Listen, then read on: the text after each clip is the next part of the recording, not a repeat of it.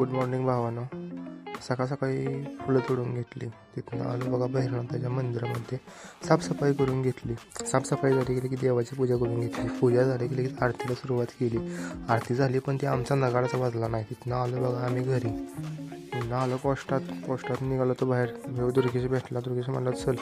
आम्ही आलो रेबडच्या पोस्टातून बॅग घेतली की आलो होतं बघा घरी आलो की आलो मंगेदारांच्या घरात. मंगेदारांनी लिंबू बघा कसं काढून दिली आम्हाला. तिथून आलो बघा लगेच घरी. जरा घरातली साफसफाई करून घेतली बघा. चक्कू आणि जरा कसं स्वच्छ दिसतंय ना. तिथून आलो बघा वाडीतलं जरा काम केलं आणि निघालो लगेच बघा घरी. तिथून आलो तो देवळात निघालो. दत्तमामाचं साऊंड सिस्टीम चाललं होतं तर आरती करून घेतली सगळी. तर ही दोघंजणं काहीतरी बसली हे हुडकत. तिथून आलो बघा आता घरी. मग आता म्हटलं केस कापणी यावं. संकेताच्या दुकानात गेलो केस कापण्या मस्तपैकी आता कसा दिसतोय बघा. तर मला पण घेतात. मग इथून आलो बघा घरी. आता आजचा ब्लॉग संपला. धन्यवाद.